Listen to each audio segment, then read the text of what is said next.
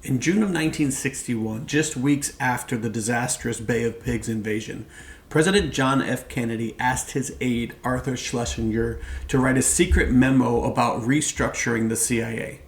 For 62 years, that memo remained classified or redacted, hidden.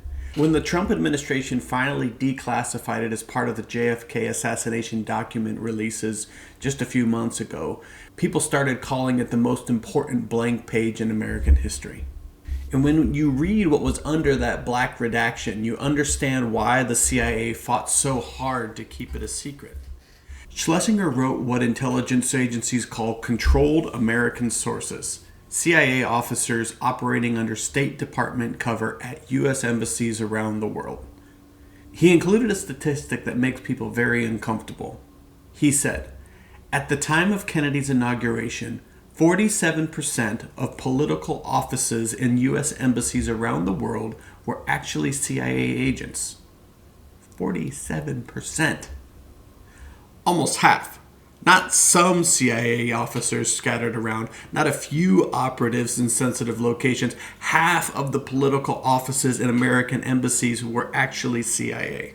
So think about that for a second. You walk into any U.S. embassy in the 60s, 70s, 80s, and half of the people carrying State Department credentials, the ones who are supposed to be conducting diplomacy, were actually running intelligence operations.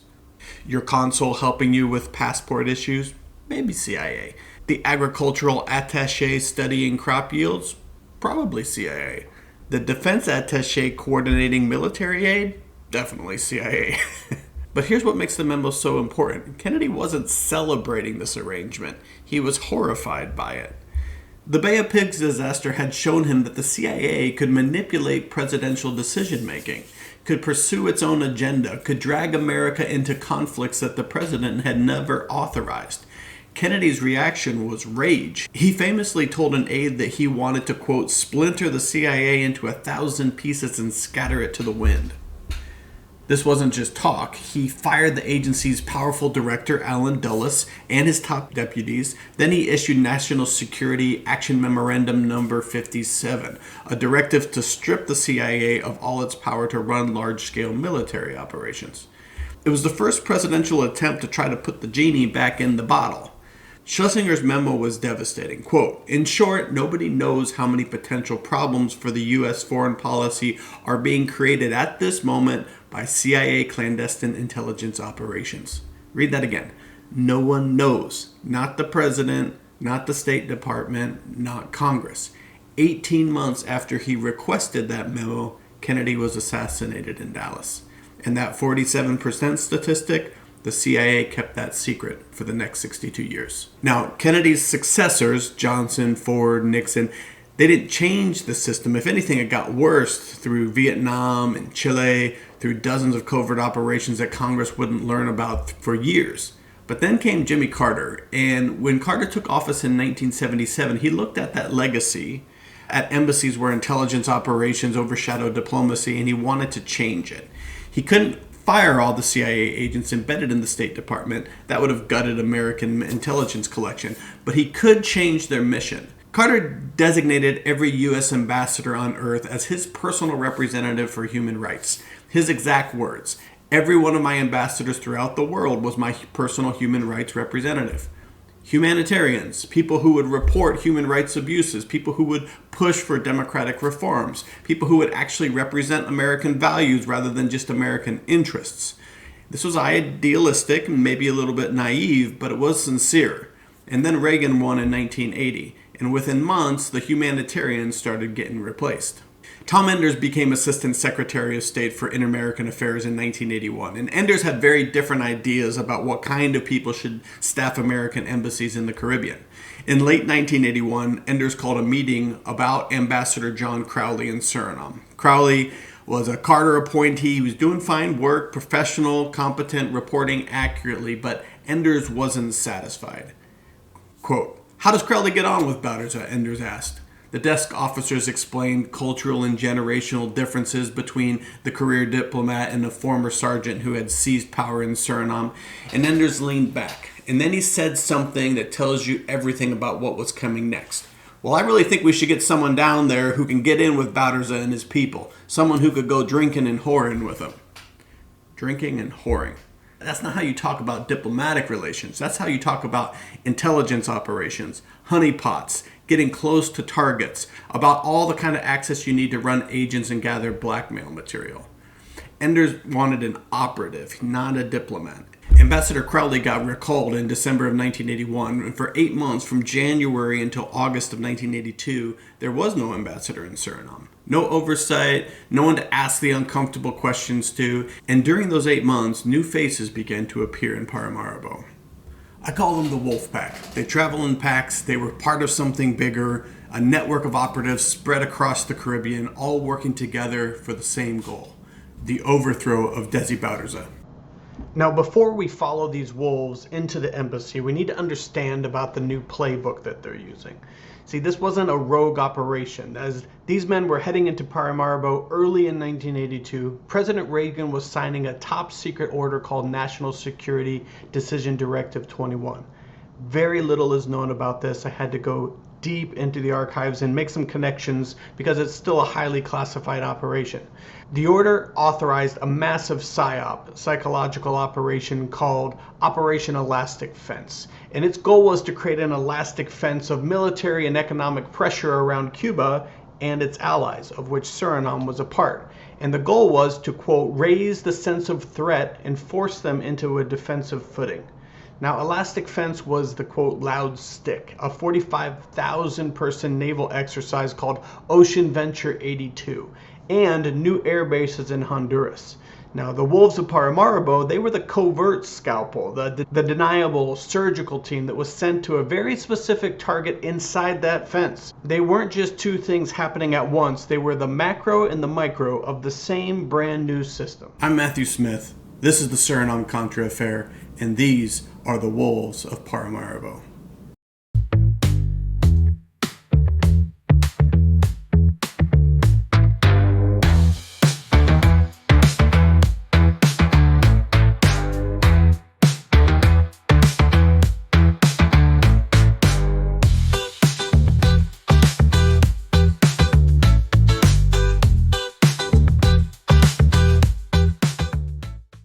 The story of the Wolfpack begins in a quieter era, one that imagined diplomacy as something closer to faith.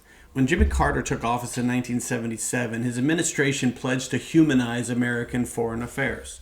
Quote, because we are free, we can never be indifferent to the fate of freedom elsewhere. Across the developing world, that message arrived like a moral wind. In small embassies from Lusaka to Paramaribo, idealists replaced cold warriors. Suriname, a former Dutch colony still defining its post-independence identity, became one of those laboratories of goodwill. Nancy Ostrander arrived in 1979 as part of a new wave of women elevated to senior posts under Secretary of State Cyrus Vance. She changed how embassies engaged with Surinamese society, hosting luncheons with labor leaders, media groups, and university faculty, changing traditional dinner parties where men and women were separated after meals. And it worked. She built genuine relationships across Surinamese society. There was understanding, conversation. This was Carter's vision in practice. But not everybody on her team approved. When a visiting speaker from America criticized U.S. involvement in Chile in 1932, Public Affairs Officer Paul Good, who'd participated in the coup and even said coups are fun, blasted the speaker for it.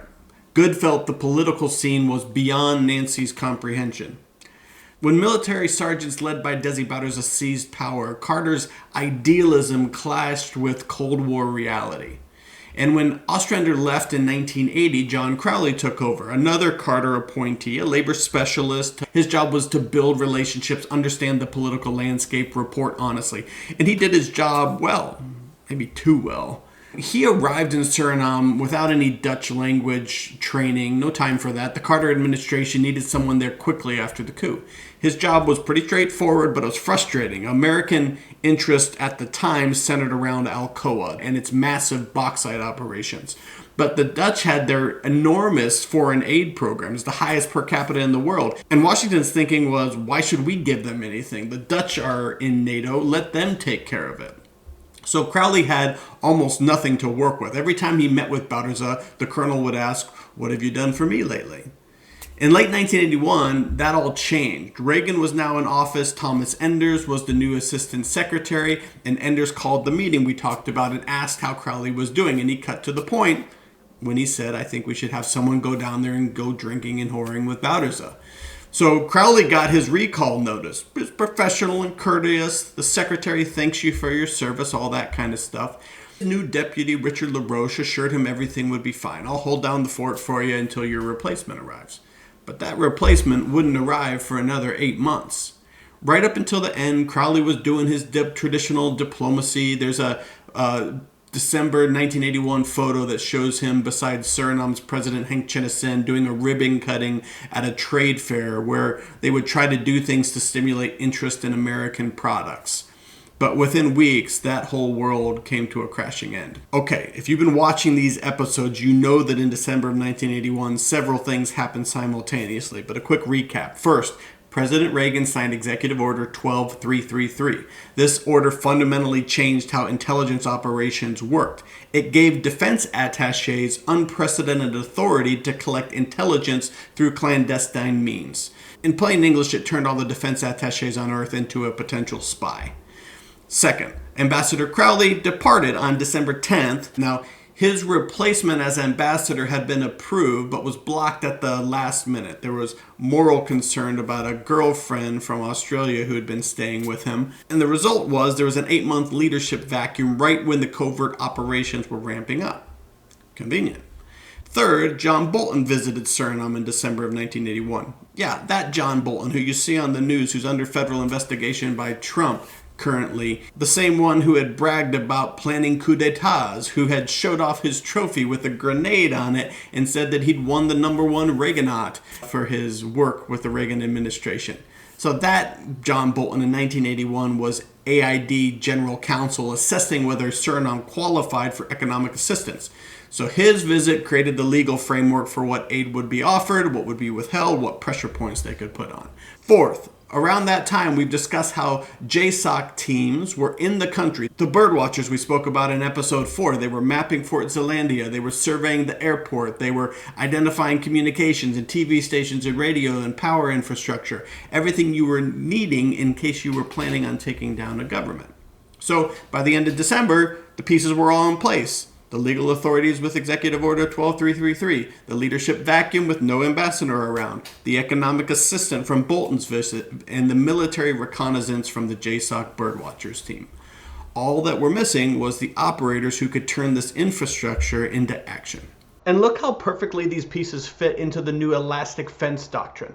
The elastic fence plan called for a massive overt military pressure. The loud stick, the JSOC birdwatchers in Paramaribo were the special covert operations equivalent, mapping the exact target. So the elastic fence plan used the Caribbean Basin Initiative as an economic carrot to reward allies like Jamaica. John Bolton's visit was the stick, assessing how to use economic pressure against an enemy.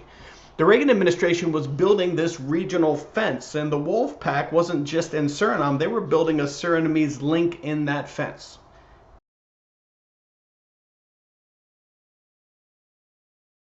By early 1982, something unusual was happening in the American embassy in Paramaribo. For 8 months, the mission ran without its top diplomat. There was a power vacuum that was being described as continuity of operations. But it wasn't bureaucratic incompetence. It appeared to be deliberate. And in that vacuum, there was a very specific kind of officer that began arriving. These were not traditional diplomats. They were not developmental specialists. They were operators, intelligence professionals whose careers read like a greatest hits album of CIA covert operations. Welcome to the Wolfpack. Now, before we dive in, we need to remember Arthur Schlesinger's memo from in the 1960s. 47% of the political offices in the United States Embassy were actually CIA agents. And that was like at normal threat levels. Now, how many agents were there when it was a real hot spot, when something like regime change was about to happen? So let me introduce you to the key players. A little side note, when I was writing this document was up to 15,000 words and 100 endnotes with links and hyperlinks and all that kind of good stuff in here. And I realized that if I was going to record this, it would be multiple hours long. So what I've done is I put all the complete biographical details for each one of the Wolfpack members, including their full histories, citations, source documents, back on Substack. So the people who want to read all the real details and where I got this information can find it. What follows next is really the director's cut, not the Zack Snyder edition of Superman, but the one they release into the theaters. So what you're going to need to understand what happened next. So just know there's more information. Go subscribe to Substack and read it all for yourself. I definitely would encourage that. It's worth the read. All right, so let's start at the top. First of all, there's Richard Dick LaRoche, the intelligence architect. Now, Dick LaRoche showed up as Deputy Chief of Mission in around December of 1981 to January of 1982. His arrival is not specific. Right as Crowley was leaving. In that 8-month vacuum, LaRoche became chargé d'affaires with authority that no deputy should ever possess.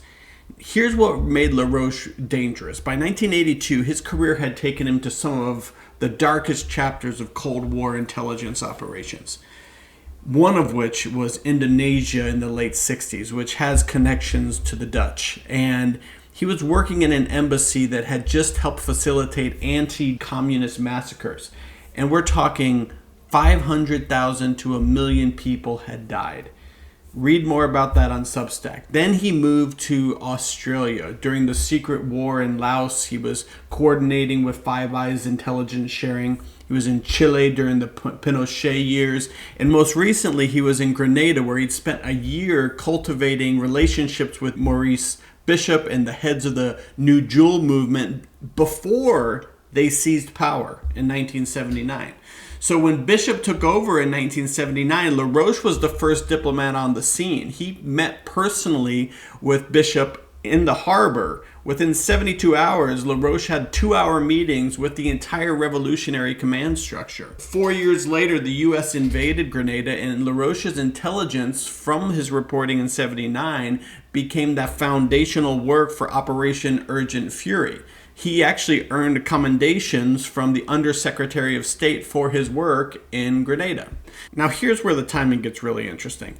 In August to September of 1981, precisely when the CIA's Dewey Claridge was debriefing the Director of Intelligence, William Bill Casey, about Suriname becoming a Soviet satellite state, LaRoche was attending a specialized Deputy Chief of Mission training in West Virginia, a program that taught deputies how to, quote, assume the role of chargé d'affaires at any time and how to manage their staffs independently.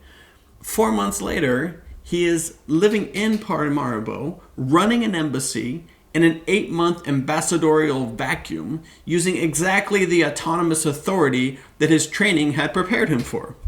Curious. This wasn't reactive. This was positioned months in advance. LaRoche quickly established himself as what intelligence officers call a man about town. So when they talked about people going out drinking and whoring in Bauderza, staff at the embassy remembered that LaRoche seemed to act peculiarly. His allegedly womanizing and getting out about town. But this was exactly what he had been signed up to do. He also had regular meetings with labor leader Cyril Dahl of the Mother Union. So frequent and obvious were these meetings that Bauderza actually put a tail on him. He hired surveillance to watch him. He maintained direct channels of communication with the CIA. He developed high-value assets inside of Bauderza's top government officials. And according to the ambassador who eventually arrived, quote, I was only the ambassador by name only. LaRoche and Donovan were the ones that were running the show. Next up, we have Edward J. Donovan, the psychological warfare specialist. Now, if LaRoche was the intelligence architect, then Donovan was the voice. He was the psychological operations specialist who knew how to shape the narratives and turn public opinion into a weapon. So Donovan arrived as a public affairs officer officially with the USIA. His job was supposed to be cultural programming, media relations, kind of explaining American policy to Surinamese audiences. But his career tells you exactly what kind of operation Washington was planning. Operation Elastic Fence, was at its core a PSYOP. And so who do they send? A specialist in psychological warfare from Vietnam, the exact man to implement this kind of doctrine right there on the ground. By the time that Donovan showed up in Suriname, he'd already spent 2 decades perfecting psychological warfare techniques. So 1964 in Brazil, you may remember from the Brazil model episode that we did a couple back, was right after the CIA-backed military coup. Donovan infiltrated, I think he was posing as an English teacher at the time, and he infiltrated student movements. He attended strike planning meetings, he filed detailed reports identifying the leaders by name, and this is classic COINTELPRO style work, right? You infiltrate an organization and then you use the intel to kind of break up that organization. After Brazil, he went to Vietnam in 1970 and he served as the director of psychological operations in Saigon. So counter-propaganda campaigns, defector recruitment programs, perception management that made the military operations look successful even when they weren't. Then he went to Sri Lanka in 1979. He was dispatched to negotiate the release of American soldiers that were detained in the Maldives. This wasn't, routine consular work. This was high-stakes crisis diplomacy requiring operational experience. And this is important because if you remember it, Bouterse is being thought of as a terrorist now under these new definitions, under Reagan's definitions. And what JSOC was planning was a terrorist extrication of Americans in the country working for Alcoa and ambassadors and things like that. So the fact that they're sending a psychological operations person who has experience with negotiating hostage releases is perfectly suited to this kind of situation. And it was only months before he was assigned to Suriname. By the time that Donovan reached Suriname, he understood the technical infrastructure of information warfare. He'd worked on engineering on the Voice of America transmitter stations. He knew how signals traveled, how broadcasting networks were used. He knew how to build the machinery of a psychological operation. And he brought all that to Suriname in 1982, coordinating PSYOPs that would demonstrate exactly how effective these techniques would be. Next up, we've got Lieutenant Colonel Albert P. Bob Buys, the military intelligence coordinator. Now, if LaRoche was intelligence architect and Donovan was the PSYOPs warfare specialist, then Albert Bob Buys was the Pentagon's man on the ground. But his role was far more critical in this new context. Operation Elastic Fence psychological threat was only credible if it was backed by some kind of hard power. Buys was the liaison for the hard power, the man who would, quote, backstop these special teams and coordinate with the same military infrastructure being activated for Ocean Venture 82. And unlike his American colleagues, Buys actually spoke Dutch. He understood colonial dynamics. He could penetrate the Surinamese society in ways that would be impossible for people like LaRoche and Donovan. So Buys was born in the 30s in the Dutch East Indies, what was now Indonesia, to Dutch parents. His father had served and been in prison in a Japanese POW camp during World War II. The family arrived in the 60s in the United States when Albert was around 21. So when he arrived in Suriname, another former Dutch colony, with similar ethnic compositions and language, he wasn't just another American military attaché. He was someone who instinctively understood the societies in ways his colleagues didn't. Now, Buys had served in Vietnam and he had rose rapidly through the ranks. His military education level suggests that advanced strategic planning and placement might have been involved, preparation for high-level staff intelligence positions. But the really important thing about Buys is his timing. So he arrived just as the Defense Intelligence Agency was redefining fundamentally what a military attaché was supposed to be. So there's this July 1981 article in Military Intelligence Professional Bulletin, and it lays out the entire model.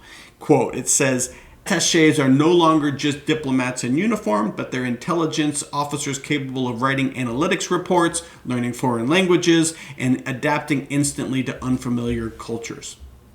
The article actually highlights that they needed husband and wife teams as an ideal, and it specifically noted that Suriname was already listed as a future attaché post. They were looking for positions in 1983, but the article was placed in 1981. Now, This is in 81 when Executive Order 12333, signed December 4th, 1981, explicitly authorized defense attachés to collect intelligence through clandestine means. So he wasn't just a defense liaison, he was the prototype of the new attaché program taking shape under Reagan. So as defense attaché, his responsibilities went far beyond traditional military liaison. There's military capabilities assessment of Bowders' forces, regime stability analysis tracking of which units might support a coup. There's terrain and infrastructure analysis for contingency planning, and most specifically, special operations coordination. So Ambassador Duemling, he said something really interesting in a later oral history where he stated pretty bluntly that BIES was kept on specifically, quote, to take care of SWAT team types who were coming in and reconnoitering in the country and to, quote, backstop these special teams. This backstopping meant serving as the in-country liaison for the birdwatcher teams, your Delta Force, your JSOC, your ISA, as they were mapping out Fort Zeelandia and identifying everything needed for a government takedown. So unlike LaRoche and Donovan, who were expelled in January of 1983, BIES maintained a lower profile that allowed him to remain in the country. So how much Bowders' intelligence was on to BIES is unclear. So this continuity of BIES remaining was strategically crucial because they were maintaining real-time intelligence as the December murders unfolded and as the JSOC and the birdwatchers came back to Suriname after the December murders to investigate whether they could pull off the invasion again. Because there were multiple invasion plans, the one in 1981, another one in late 1982, and another one in 1983, and then more to come after that.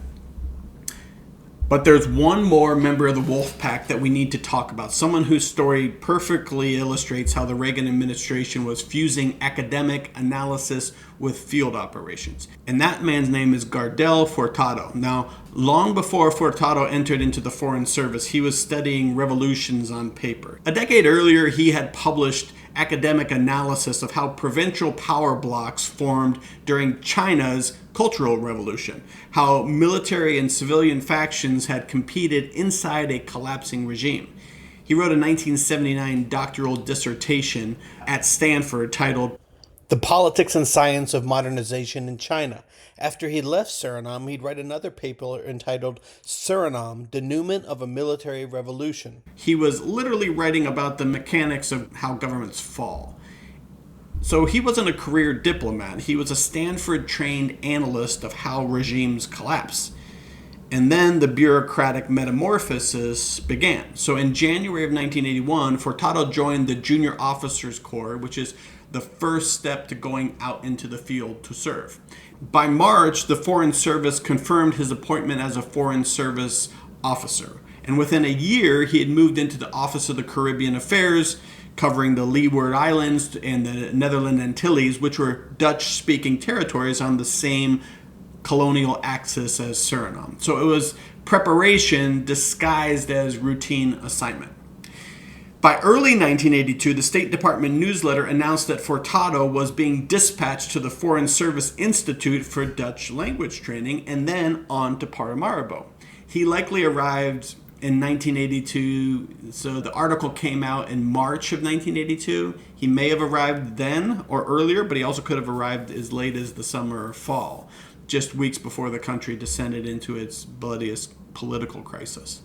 So think about what this means. Washington was sending someone who'd spent years studying how governments collapse to watch one collapse in real time and document it. An analyst who could recognize the warning signs, identify the pressure points, access regime vulnerabilities, and do it all with academic precision. On paper, a seamless diplomatic career. In practice, a calculated rotation from analysis to collection, and then he went back to analysis later. 3 years after the December murders, Feurtado's name appears in a State Department telephone directory working in the INR's Office of Global Issues, the same office that handled transnational threats like terrorism and state-sponsored subversion, all directly relevant to the lessons learned watching Bowders' regime in Suriname. So the loop was complete. You got an academic expert on revolutions, a field officer in Suriname, then back to analysis with real-world experience. Later at the Citadel, the military college of South Carolina, Feurtado taught a course on international terrorism, domestic terrorism, and state terrorism. And one of his former students, Dr. Craig Allen, who is a retired Air Force counterintelligence officer, he later recalled, quote, Professor Feurtado was a political science professor who was ex-CIA. So one of the 47 percenters. Now, Feurtado embodied what the Reagan era was building in real time, a permanent fusion of diplomacy and intelligence under one roof. Not CIA officers pretending to be diplomats, but analysts who could move seamlessly between the academy, the field, and then back again. When LaRoche, Donovan, and Baez arrived in Paramaribo, they didn't find an empty embassy waiting for them. The place was already staffed. You had Carter-era diplomats who had been there since the coup, before Reagan, before anyone in Washington decided that Suriname even mattered. Most of these holdovers would be cycled out in the coming months. They resigned, retired, or were replaced by Reagan loyalists. But a few stayed, not because Washington forgot about them, but because they brought something that the Wolf Pack couldn't replicate. They brought access to the Surinamese community.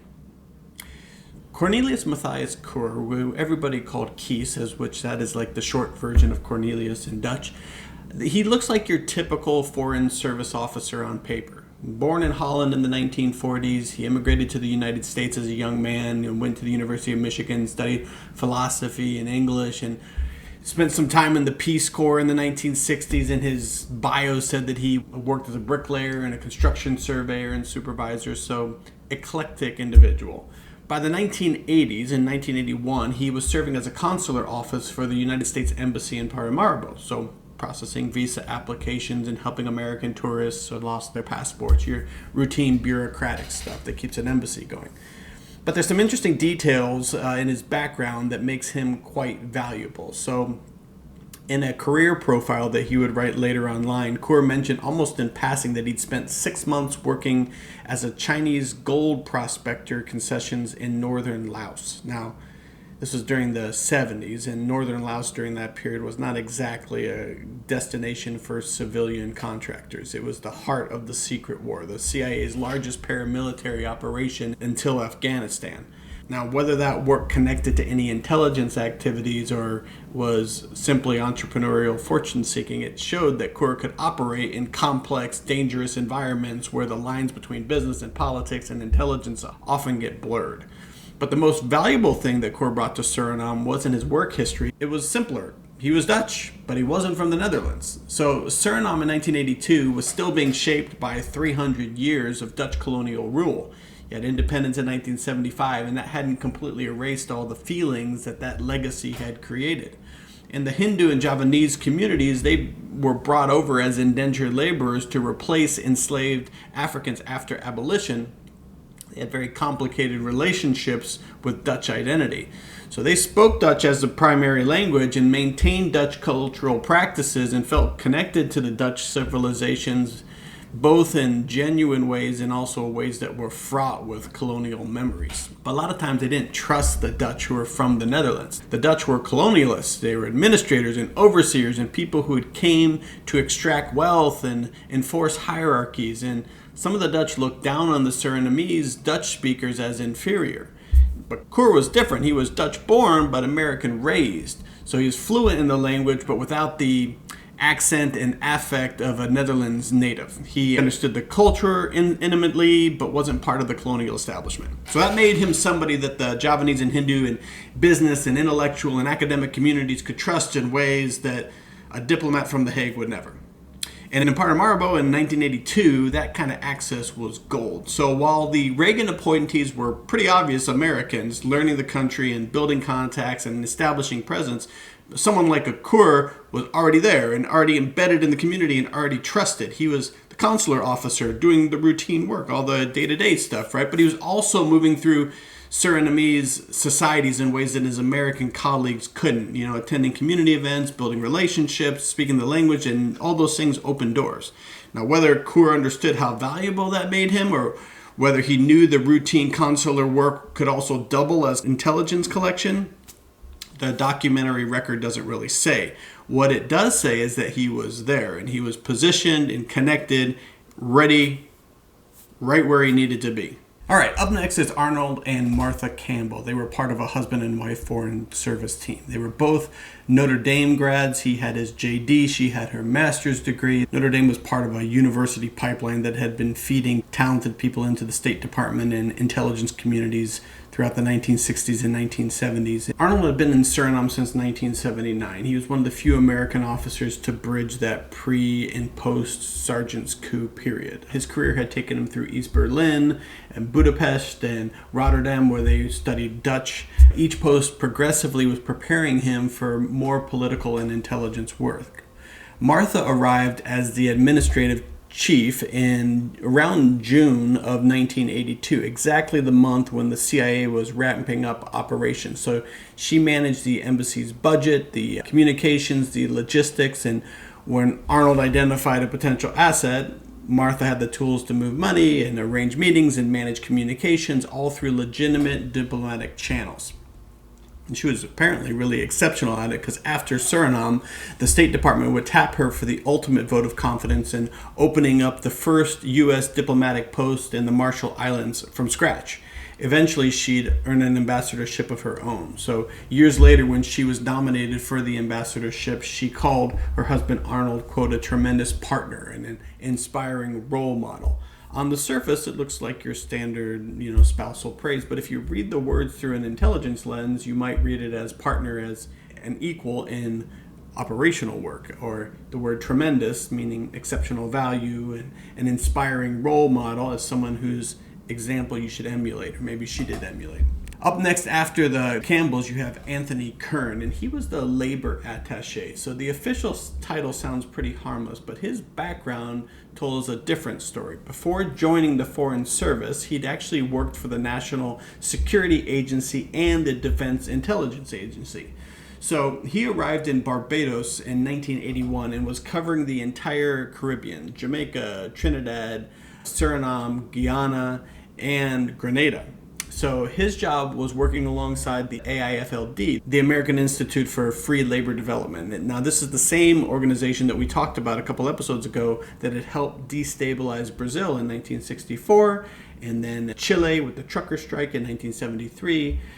These were all strikes timed to create political crises. So when Kern arrived in Barbados, a far-left newspaper in Trinidad greeted him with banner headlines that said, "The Great Destabilizer is here." They weren't really wrong, because Kern had worked directly with AIFLD Executive Director Bill Doherty, the same man who'd bragged about AIFLD's role in the 1964 coup. Kern described his relationship with Doherty as, quote, fantastic, praising his knowledge of political developments throughout the Caribbean and his access to folks on the National Security Council in the White House. Now, National Security Council is really important because, as we know, the clandestine services were now being shifted and running out of the NSC. That's where people like Oliver North were working out of. So it's interesting the terminology that he uses. So Kern's partnership with the AIFLD was the delivery system for the U.S. rollback strategy and policy in the Eastern Caribbean labor sector. So next up, you got Jack Gatewood. He was the economics officer. So that makes two lawyers, two JDs on one small embassy staff. That's kind of doesn't seem quite random, but Gatewood managed the economic trap of destabilization.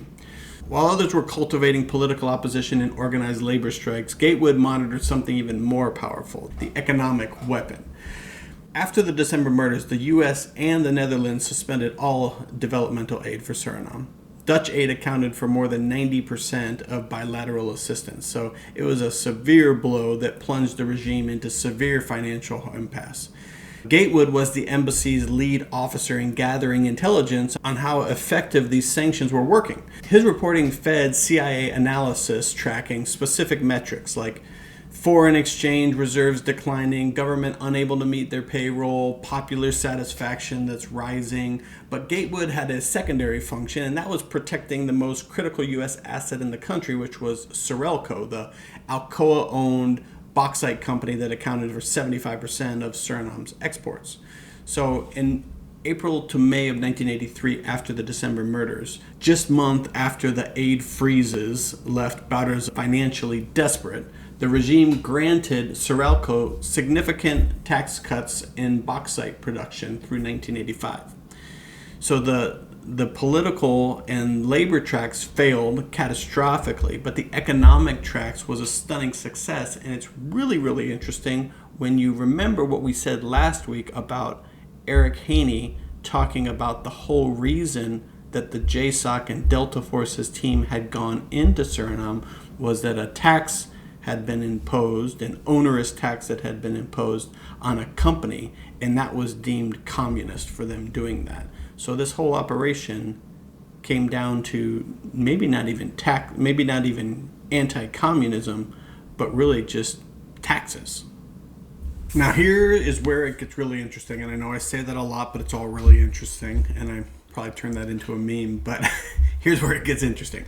By early 1982, you've got this incredibly sophisticated operation running in Paramaribo. You got Richard LaRoche with his direct CIA channels. You got Edward Donovan doing his PSYOPs. You've got Buys providing military intelligence to the JSOC team. Feurtado analyzing the regime's vulnerabilities. The Campbells managing the operational infrastructure. You got Tony Kern working the labor angle. You've got Keur working in the Javanese Hindu academic business communities. But there's one critical thing that's still missing, and that is an ambassador.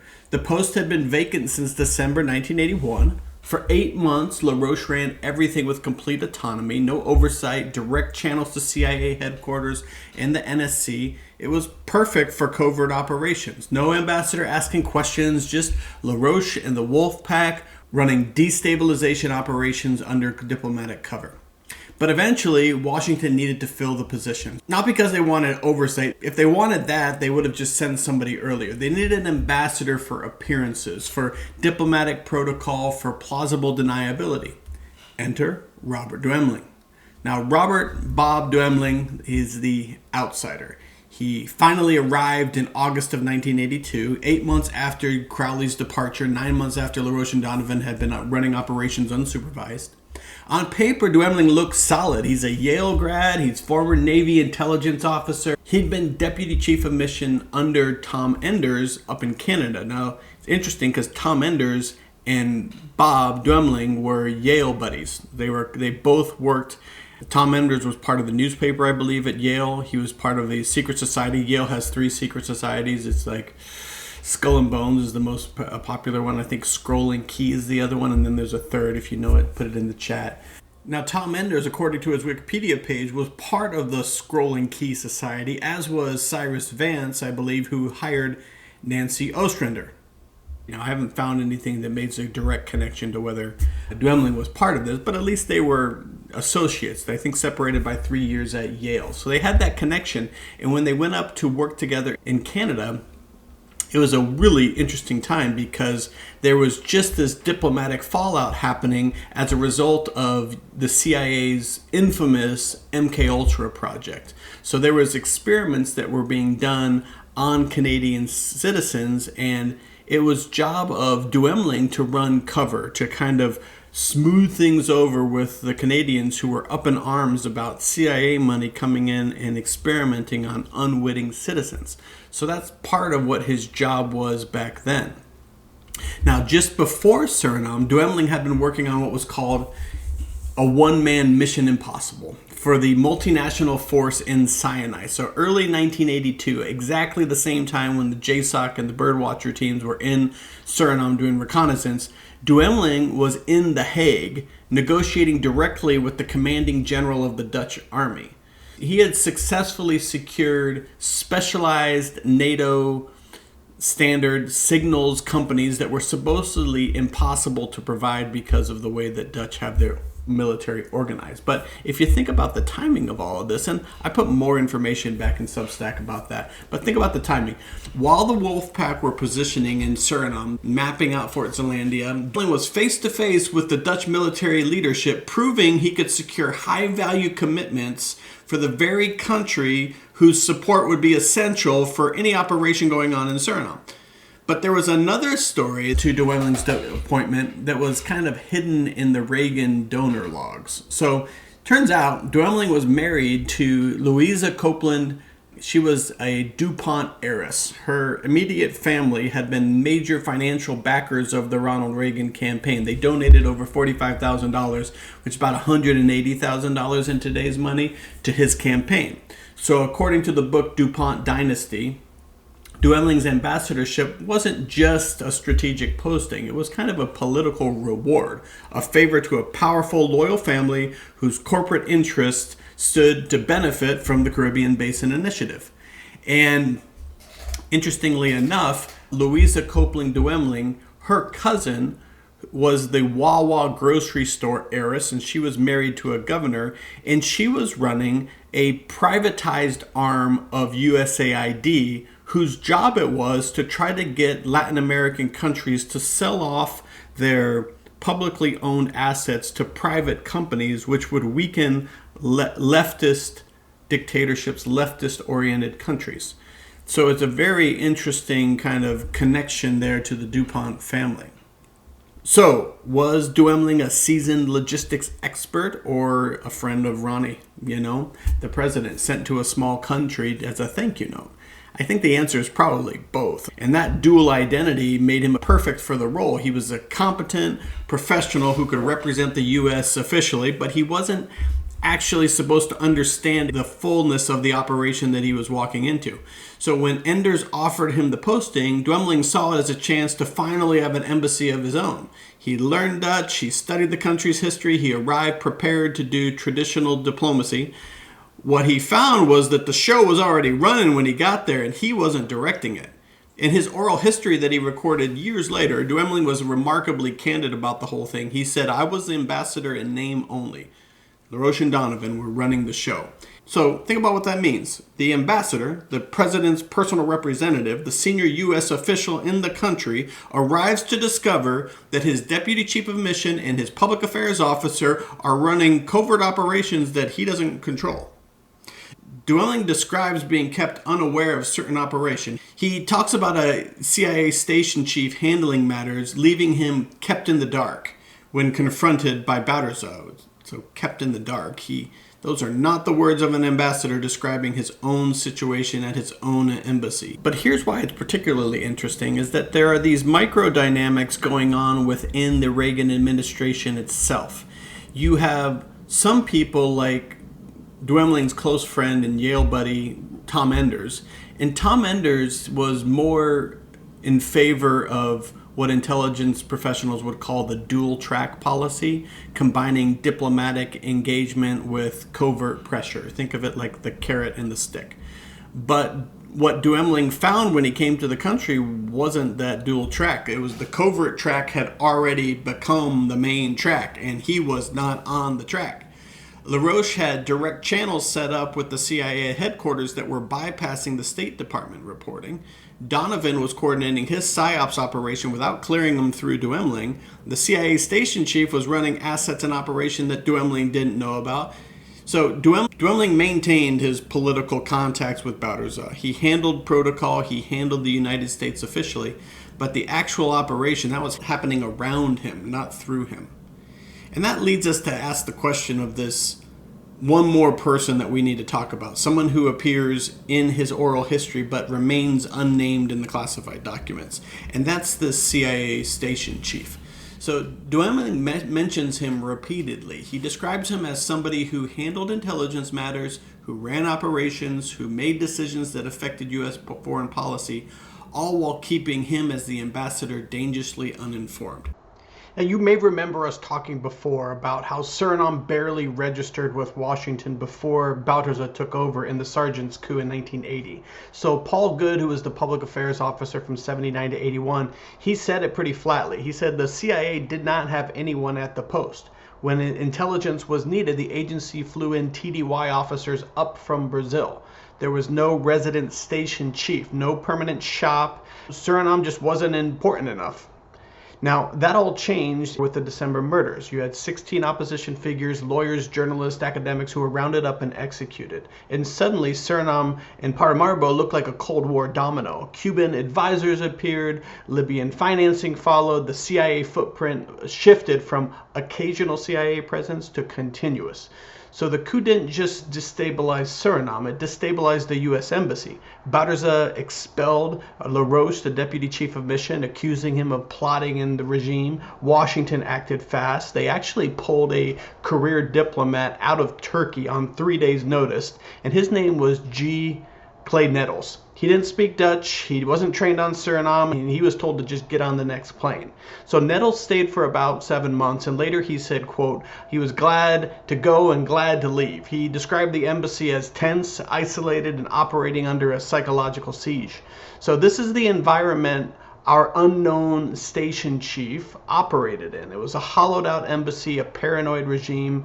Washington was panicking in the background, but Duemling mentions him specifically and repeatedly. He describes him as someone who handled intelligence matters, who ran operations, who made decisions that affected U.S. policy, all while keeping him, the ambassador, dangerously uninformed.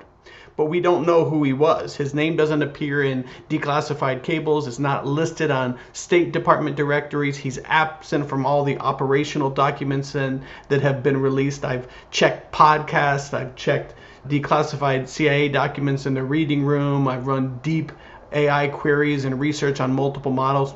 Can't find him. So that absence is probably intentional. CIA station chiefs, they often operate under very deep cover, and their identities are protected for decades after their service, especially when operations go bad. So once a permanent intelligence presence was established, what we do know is that Duemling's account is that this unnamed CIA officer, one, had operational authority that superseded his. He ran assets that were inside Bouterse's inner circle. He coordinated with LaRoche and Donovan. He made decisions about intelligence collection and covert ops without briefing Duemling. He remained in the position even after LaRoche and Donovan were expelled from the country. And one really particularly revealing message, Duemling describes the station chief's tradecraft as, let's say, less than sophisticated. He mentions that they were stupid, operations were poorly executed, his words, assets were mishandled, but he doesn't elaborate and he doesn't name names. And then there's the part that nobody is supposed to know, which is Suriname was not just handled by the CIA. It was being handled by the Crisis Pre-Planning Group, the CPPG, the same covert planning cell that ran operations in Nicaragua, Grenada, and Lebanon. In a Senate testimony, Robert Gates listed Suriname by name as one of the CPPG's active crisis files. And who ran the mechanics of the CCPG? Oliver North. So the station chief on the ground wasn't freelancing. He was plugged directly into North's back channel work, reporting to Washington through classified NSC channels that the ambassador never saw. So what we're left with is this shadow figure, not a rogue spy, but a covert officer operating under a parallel chain of command. The ambassador filed cables, the station chief sent intelligence directly to the White House, the diplomats talked to the foreign ministry, the CIA talked to the military council. The two U.S. policies were running same time, one public, one hidden. And that's why his name isn't in the State Department directories, and that's why his cables are still classified, and that's why 40 years after it, we still don't know who the man was that ran America's secret war in Suriname. Because when you study the documents and the expulsions and the deaths and the timing, you'll find something kind of startling. The diplomats came and went. The ambassadors came and went. Even the deputy chiefs of mission were replaced in matters of months. But the intelligence presence in Suriname after the December murders stayed. Quiet, unnamed, protected, and whoever he was, or she was, is still being protected to this day. So here's what we know at the end of the episode. You've got your Reagan appointees. LaRoche brought intelligence architecture from Indonesia and Australia and Chile and Grenada. Donovan brought PSYOPs warfare expertise from Brazil, Vietnam, Sri Lanka. Buys brought military intelligence capabilities from Dutch cultural fluencies. Feurtado brought analytic expertise on regime collapse from Stanford. Kern brought the AIFLD labor subversion networks. Gatewood brought the economic warfare capabilities from the Carter holdovers. You have Keur providing Dutch language access to the Hindu, Javanese, Dutch academic and business communities. Arnold Campbell provided political contacts and continuity throughout the regime, the change of the guard. Martha Campbell provided administrative infrastructure. Then you have Duemling arrived as an ambassador, but he'd already been marginalized. He's just kind of watching the operations that he didn't have control of. And then you have the Shadow, which is some unnamed CIA station chief running operations that still remain classified to this day. So these weren't just individuals that happened to be assigned to Suriname. Because you got to remember the goal of Operation Elastic Fence, to raise the sense of threat and to force Castro to expend resources on defense. So the U.S. measured success when Cuba launched a massive mobilization of their people's militia. Now, if you look at Suriname, the Wolfpack's operation with Donovan's PSYOPs and LaRoche's contacts were so effective that they provoked the exact same response. Bouterge's regime panicked, it put its enemies under surveillance, and as we're about to see, he launched its own bloody internal massive mobilization, the December murders. From a diplomatic point of view, it was a catastrophe. But from the cold logic of the Reagan doctrine, the Wolfpack had succeeded. They had forced a target to panic and destroy himself on a world stage. This was a coordinated deployment planned months in advance, timed to coincide with an 8-month ambassadorial vacuum designed to implement Project Democracy-style operations. The deployment was systematic, the timing was calculated, the skills were complementary, the compartmentalization was deliberate. This wasn't a CIA operation planned at Langley. This was a State Department and Defense Department personnel conducting CIA-level operations that was under diplomatic and military cover. They had direct lines to CIA head Bill Casey and to the NSC, and they operated what seems to be with complete autonomy. They were, in effect, the prototype for Project Democracy, that system that Oliver North would later build out for Iran-Contra. It was a network of operatives using official positions as cover and bypassing normal congressional oversight. And they were remarkably effective right up until December 8th, 1982, when everything went catastrophically wrong with the December murders. But we're getting ahead of ourselves because before we can understand how it fell apart, we need to see how it all came together. In early 1982, the Wolfpack was in position. LaRoche running the embassy, Donovan, PSYOP, spies coordinating with Delta Force, Feurtado analyzing the regime vulnerabilities, and all of them. And all the pieces were on the board. But the covert operations, they still needed the local assets, the indigenous leaders who can provide the plausible deniability to the Americans. People willing to take the ultimate risk. And in Paramaribo, you had Professor Bal Omrasing and his twin brother Sugram, who was a scientist, and they were about to walk into the United States Embassy with a very simple message. We're going to kill Bouterge. Next time on the Suriname Contra Affair, we have the Temple Plot, the March 1982 Rambocus coup, the Hindu Resistance Network, the moment where everything Bouterge feared about American interference became real, and the brutal aftermath that set the stage for the December murders. For the complete, heavily sourced version of this podcast, including full biographical details on each Wolfpack member, extended analysis of their operations, all the citations, be sure to head on over to Substack, subscribe, check out the full article. Let me know your feedback. If there's any other sources that I missed, let me know. We can add that to the running list. But I want to thank you again for listening. If you've made it this far, go ahead and drop a like and a subscribe for me. That helps to serve up this content to more people who might be interested in it, and it helps kind of keep me excited about making this. It does take a lot of time and effort, so I do appreciate the support, not only with the subscriptions and the likes and the comments down there. I read them all, but also for those of you who are paying subscription holders, I want to thank you for your support. There are some costs to doing all of this, and that really helps. So thanks again, and until next week, I am Matthew Smith.